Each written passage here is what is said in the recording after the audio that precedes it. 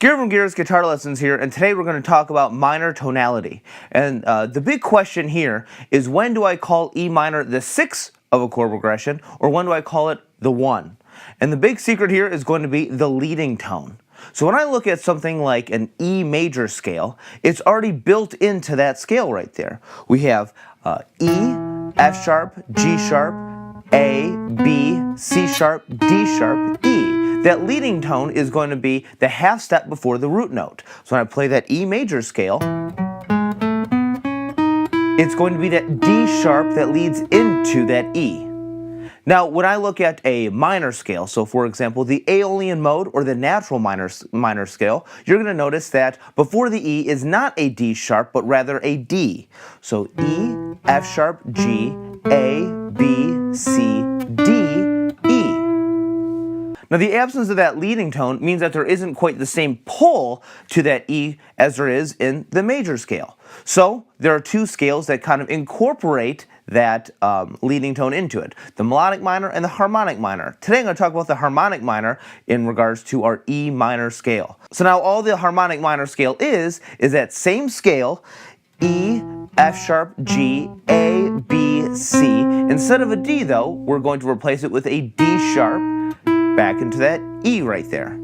So that leading tone really provides a strong pull to that E. Now it's that leading tone, or that half step before the root, that really pulls us to the 1. Now in a chord progression, we can really see this materialized by the importance of our dominant 5 to our 1 chord. And again, in E major, we're definitely gonna hear that in the chord progression. So if I just take a look at my chords in E major, I have E, F sharp minor, G sharp minor, A, B7, there's our 5 right there, and then C sharp minor as my 6. That B7 to E provides that pull. Now I always advocate for thinking about the scale that we're playing in, whether it's major or minor, from the root note that we're thinking about. So if a song is in the key of E minor, I want to be thinking about it in terms of E. I don't want to be thinking about what its relative major and minors are when I'm thinking about it, just because I want to think less when I'm playing. But it is important to note that there is that relationship between the natural minor and the major scale. So our E minor is kind of naturally found in the key of G major. And this is just because E minor is the 6th of G major, and that's just where our natural minor is found. Now when I compare chords from G and E minor, we're going to find them to be very similar. The only thing that's really going to be changing when I'm thinking about something in the key of G major or E minor is whether or not it has that pull, that half-step leading tone to E minor. So if I take a look at the key of G, you'll notice that I have G, A, B, C, D, E, F sharp, G. Now that is going to be the same notes as my E minor natural minor scale, but again, we don't have that leading tone. We have a leading tone to G, which is why we think of it as G major, but we do not have that leading tone to E minor. So what makes me think whether I'm in something of that I'm going to call E minor as my 1 versus E minor as my 6 is whether or not that leading tone to E exists. So D sharp to E. The easiest way to think about that is through the 5 of our E major scale, which is B7. It incorporates that D sharp right there. It's the same note I'm playing up there, just now 12 frets down. That B7 to E minor. So once I see that B7, all of a sudden I'm thinking, okay, now I'm in the key of E minor. I need to make sure that I'm thinking about the chord progression in terms of where it centers around that E minor. The big tell right there is going to be, okay, does that 5 chord of the minor key exist in the chord progression or not? Now there's a lot of good ways to kind of see whether or not something is the dominant chord. If we're looking at something off the 6th strings, like an E minor or even an A minor as a bar chord right there, it's going to be the next note of our minor bar chord. So the 5th of something like an A would be an E, the note that happens right after that. That's going to be my 5th. So if I'm in A, I want to be looking, if I see an E7 in there, oh, okay, now I'm in the key of A minor proper, not A minor as a 6th chord. Likewise, in E minor, we'll be thinking, all right, the next note of that is going to be B, and there we go. For all the other chords that we have on the 5th string, it'd be the exact same. So if I'm in D minor, here I am right there. If I see this note, the next note of my bar chord, A, used as a dominant 7, then I know I'm in the key of D minor proper. let's go through some chord progressions in the key of E minor proper, where E minor is going to be our 1, so you can see what I'm talking about. So first is going to be E minor, C, A minor, B7. Okay, so this one's great because it'd be a 1 chord, A minor 1, a 6. Now, since I'm in the key of E minor proper, this is going to be a major chord, to a 4, and then to a B7, which is going to be my 5.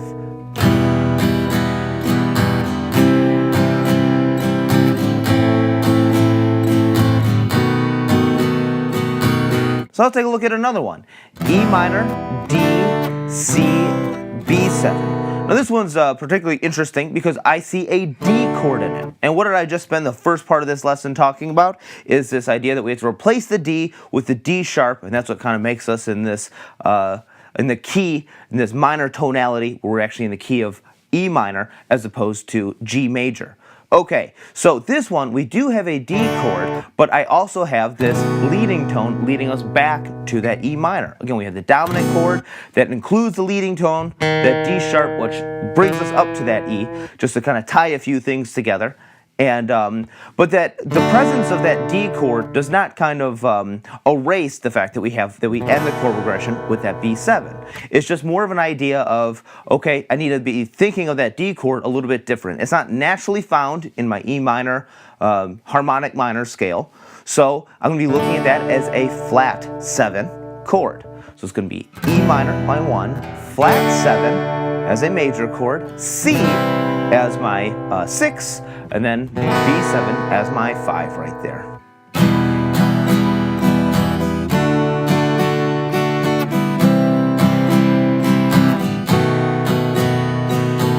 Now, like I said, I am making these a little bit easy right now just to kind of really hone in on what the concept is, but really just kind of watch out for what chords are kind of following your progression. And if you see something that may be in a bar chord, like in this B, as a bar chord, I'm seeing this D sharp, and that's right before my E root right there, wherever it might be. Maybe it's on the 5th string bar chord or on the 6th string bar chord. Take a look for, do I see any notes that are a half step before my minor root note? If so, that's going to be my giveaway. So how about chord progressions that aren't in the key of E minor, but that start on an E minor? Now this is very common in a lot of pop songs. Maybe the verse section will start on the 6th chord, and then the chorus will kind of come in on the 1. I tend to think about those in terms of the relationship to the 1, because that's where the leading tone is. So if I see something like E minor, D, B minor, C, I'm not seeing any chords that is going to be kind of leading me to that E minor, so I'm going to be thinking about the E minor as my 6th chord. Now my my dead giveaway on that right there is going to be my B minor chord as opposed to a B major. Alright, that B major includes that leading tone, the B minor does not. Alright, so here we go, E minor, D as a 5, B minor as a 3, C as a 4. Again, I'm kind of comparing all of those to my key of G major as opposed to E minor because of the lack of leading tone. So one last one I'm going to talk about, which I'm going to be thinking about it in terms of the 6 of G as opposed to the 1 of E minor, would be E minor, A minor, C, G. Again, this one, I'm looking out for those leading tones, and none of those chords, not the E minor, A minor, the C, or the G, have any notes in it that's going to be a half step before that E minor. So I'm going to be thinking about this one as the 6th chord to a 2 chord, to a 4 chord, to a 1. Alright, so E minor, A minor, C, G. I know this is something that I struggled with when I was trying to learn all these scales and how everything fit together. So I hope this kind of clears some things up.